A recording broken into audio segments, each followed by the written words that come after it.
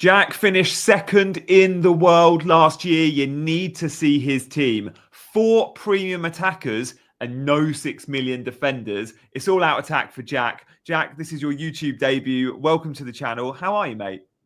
Hi, thank you. It's a pleasure to be on the channel, especially by someone like you. So it'd be good. Oh, too kind, mate. Too kind. But look, I've been following your progress for ages, so I'm delighted to have you on. And we've been talking loads on DM to get you on because when you finish as a winner in FPL and you come first or second, like top 5, top 10 even, it's a big deal. But even more so last season because we've got more managers playing the game now. Like you beat 11 million managers to finish second. So what was your secret to doing that? What made you, how did you come top 2? What's your biggest tip?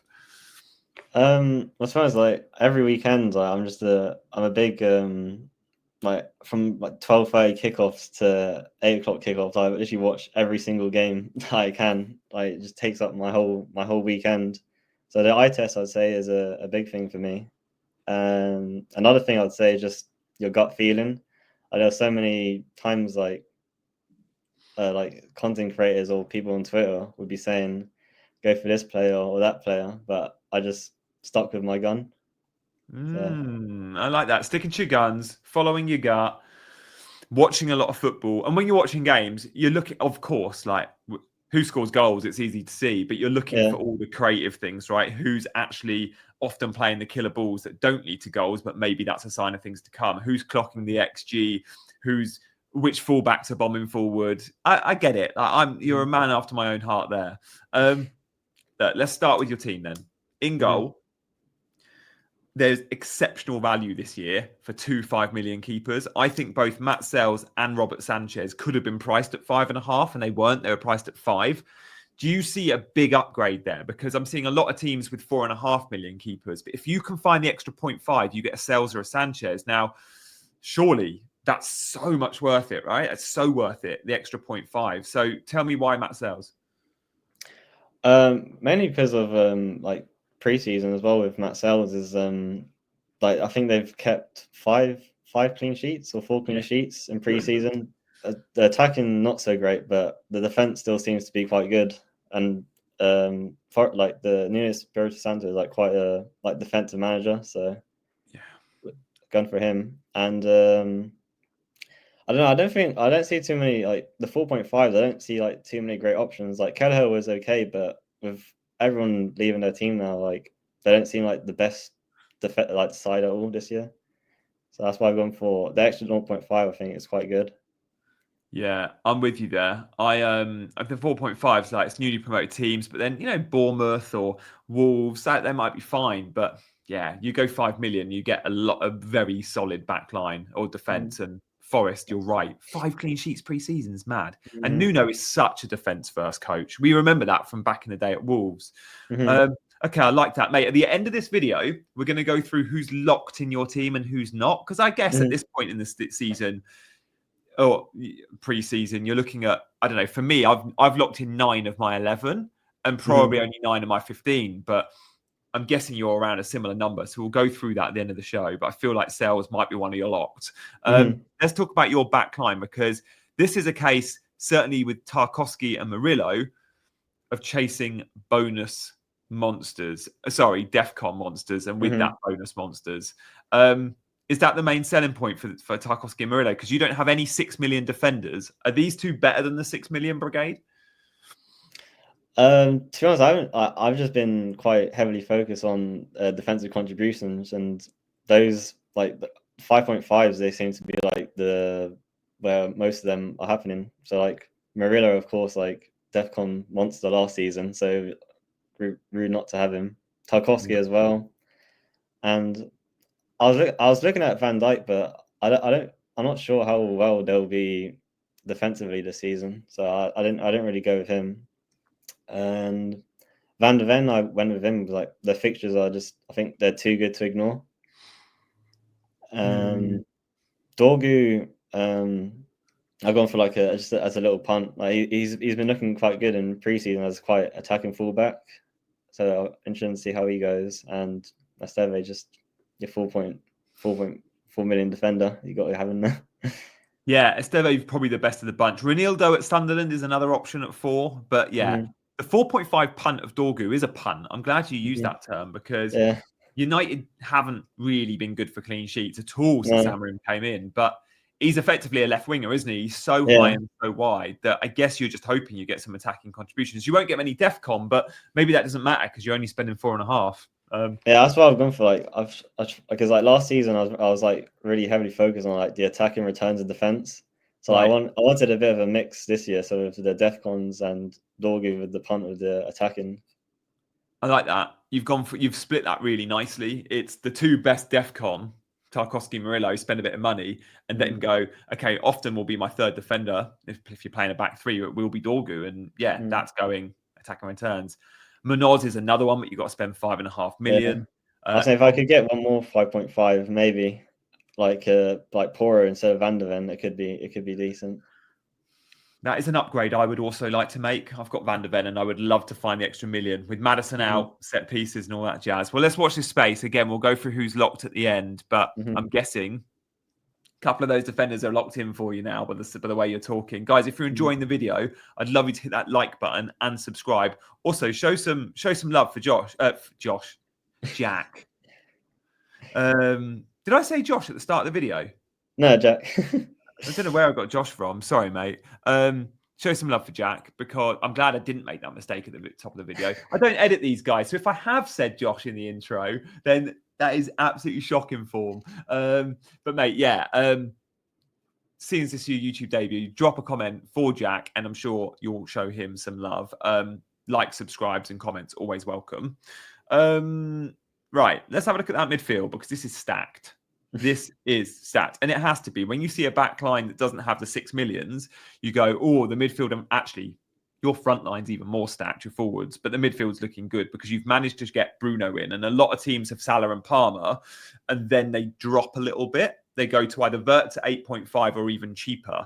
You've gone Salah, Palmer, and 9 million Bruno. Are you a United fan?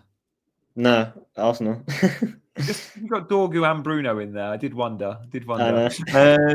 But look, it's fair, right? Is this because of DEFCON as well? Like, as well as obviously attacking returns and pens and 90 minutes? Bruno is 100% with the DEFCON because I think in the preseason, I think he just got an assist and he got hit the DEFCON. And I think it would have been like a 10-point a game, and like that's great for a weekend where he only does minimal. Yeah, okay. And Salah, have to have Salah, but the weekend might have swayed some heads with Salah, but I'm not too sure. Yeah. Bruno, Palmer, Salah, and then a drop off. The 6.5 million category. As soon as the game was launched, a lot went and die, and a lot went Kudus at Spurs. But there's also Ismail Assar at 6.5 million, Enzo Fernandez 6.5. There's some good 6.5 million options.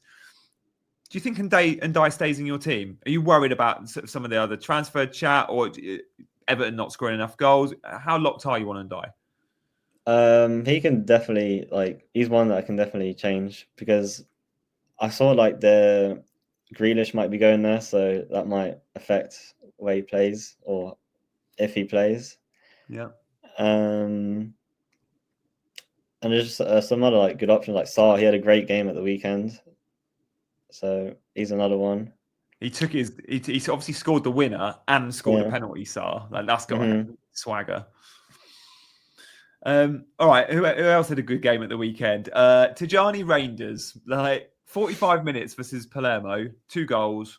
Should have had a hat trick because he did all the hard work. He rounded the keeper and then missed a sitter. I've been tweeting about Reinders for a while. I've watched him closely at AC Milan for the last couple of years. If he gets 10 goals, 5 assists for Man City this season, which is what he got for Milan in the league last year, he's going to get huge points for 5.5. He had a great Club World Cup. I tweeted this about the Club World Cup on the 5th of August. He played 90 plus in 3 of the 4 games. Pep loves him, and he's playing him in 3 different positions. Now, even when he plays deep, he's still going to box crash. He's still got eyes for a goal and late runs into the area. Obviously, he'll be alongside Rodri most of the time, so he'll be CM or AM. But when Rodri's not involved, there's a fear that he'll play DM. I don't think that matters too much. He's not brilliant for DEFCON. I don't think that matters either. You're going to get some goals from Rangers. So again, what's your take on him? Yeah, he's a great player. I haven't watched him too much, but like every time I would see like going through the score sheet of when he was at AC Milan, you'd always see him like pop up. So like he scores goals obviously, and at the weekend, like as you said, he could have scored a hat trick, and he doesn't love a midfielder who can score a hat trick. Yeah, exactly. Jack, by the way, you've got to join my mini league at some point. For those that aren't already in, OAD0FX, just scan the QR code on screen. And again, if you're looking at joining stuff, if you are into your data, especially, Fantasy Football Scout has it's just the best resource for FPL out there. So scan the QR code on the screen. But with FFS Janny 5, you get an additional 5% off for those that want to join pre-season. They've recalculated all the DEFCON points from the last like however many seasons, which really helps. Mate, let's talk forwards because I said you've got a stacked attacking lineup, and you absolutely do. One forward that you've gone for is a guy that's, I think, the highest owned forward in the game, and that is Joao Pedro. Now, he is averaging a goal every 50 minutes in a Chelsea shirt, which clearly isn't sustainable. But even if he averages a goal every 100 minutes, you'd be very happy in FPL. So he played 36 minutes against Palmeiras, didn't score. That was his debut. 60 against Fluminense, he scored 2. 67 versus PSG, where he scored. And then pre-season over the weekend, he played 61 versus Milan and 26 versus Leverkusen. He scored in both of them. Like, when confidence and momentum is with forwards, it feels silly to back against them. Like, is that where you're at with Joao Pedro? Or are you worried about the minutes? It's a bit of both, but like you can't ignore like the form he's in. As you said, like once the striker's red hot, they just don't stop scoring. Like you think, oh, he's not going to score this week, but they always manage to find a way to do it.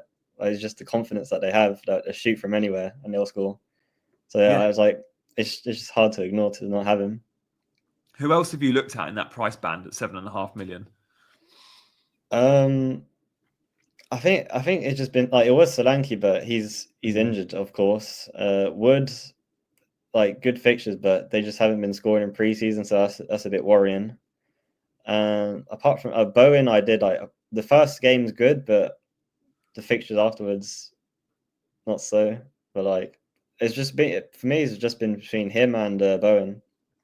Nice. Okay, so yeah, finding an extra 0.5 for Bowen works.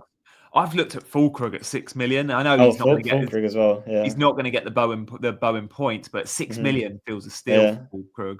I think he scored 3 goals pre-season. Yeah. Yeah. Okay. Well, look, let's have a look at that front line then. So we'll get who's locked in a minute. Joao Pedro's in there, but he's alongside. You are an Arsenal fan, Gyökeres. Were you tempted on Saka, finding money for Saka and not Gyökeres, or are you set on Gyökeres? Who will be on pen? Yeah, that's. I think that's the big deciding factor. Whoever's on pens, but like as we know from last season, like he even switched with Odegaard at some point. So if it's all 3 of them, it's going to be a bit tough to decide. Yeah, but going into game week 1, you're pretty set. You'll roll the dice on Gyökeres, who scored an amazing header in Arsenal's final pre-season game. You know he's ready to start for Man United now. I'm feeling pretty set on him. Like it's between him and Watkins, but again, I'm just confident to take the punt on Gyökeres.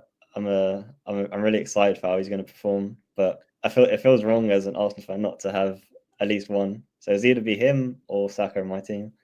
Yeah, so if you did go Watkins, you would somehow find the money for Saka, would you? Try to, yeah, if it makes sense. Yeah. Who would come out? Bruno. Obviously, you'd need a bit of extra money, but yeah, but it'd be tough to find that. That's the thing. Yeah. Okay, let's talk Salah, no Salah. Is Salah one of your locks?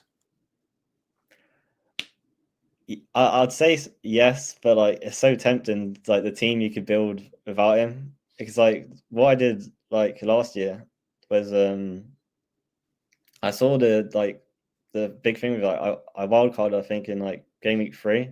I feel like the team you could build up without Haaland is just like it was too good not to. It was like too good to ignore.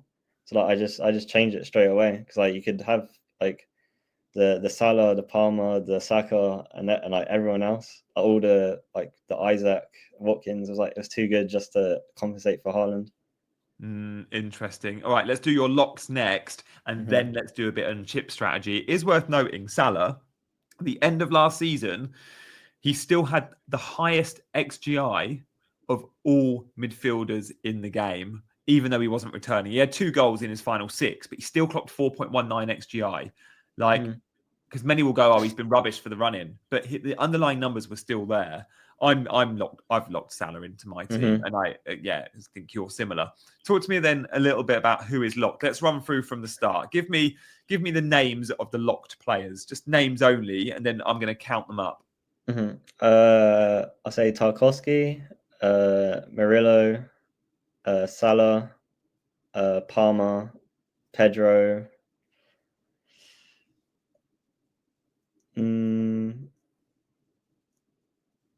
I don't know. It just keeps changing. I think those. I like that. That's fair. Yeah. That's fair. You've got 5 locked there, but it is your most expensive defenders. It's your most expensive midfielders, and Joao Pedro. Sales in goal. I'd probably say Sales. Like it's again between him and Sanchez, but I think I'll go with Sales. Yeah, okay, but not 100% locked. So no, that's cool. So the 500% locks are Tarkowski, Murillo, Salah, Palmer, and JP. Yeah, that's fair. Look, your structure's there. Because if you're locking those players in, the majority of your spend's probably going to be in the same. Like you're going to still probably, if you sell Van der Ven, you're probably shopping for maybe a Porro, but similar price points. Let's talk about chip strategy then. Last year, you were really early wildcard. Yeah. So what's your plan this year with wildcard? Are you booking it in? Are you reacting? And again, what about bench boost? I don't really like last year. I didn't really like. I wasn't too big on like planning. It was like if it felt right, I did it. That's why last year in like Game Week 3, I was like, I don't like this team of Haaland in it, so I'm just gonna change it and then see how that goes. Yeah. So this year, nothing set yet. No, I like that, mate. The amount of managers I engage with, right? Loads of them are other content creators that might have wildcard windows and they book stuff in. But when I do these chats and I interview some of the world's best managers like yourself, and we've interviewed 4 or 5 former winners on this channel in the last couple of weeks, they all have one thing in common with chips. None of them are committed to an early bench boost. None of them have booked in when they're wildcarding. That bucks the trend, because if you were to take 5 content creators, that YouTubers, whatever, over half of them will be able to tell you exactly when they're going to wildcard and exactly when they're going to bench boost. Yet take 5 former winners, and none of them can. Maybe we're doing something wrong here, Like you have like the certain windows where it looks good, but like anything could happen in the season. Like half the team could be injured like before we even know it, like the second game of the season, and then it's out the window. It's like good to see to analyze like what's going on like the first few weeks, and then make a decision, I'd say. Yeah, nice. Mate, thank you so much for your time. Really enjoyed that, Jack. I thought it was a really cool chat. I loved seeing who was locked, who wasn't. Hopefully, guys, this helps with your tinkering. Join me in 12 hours for another video. We've got so much happening this week. Hit the subscribe button on the way out, and I'll see you again very soon. Cheers, Jack. See you guys. Thank you.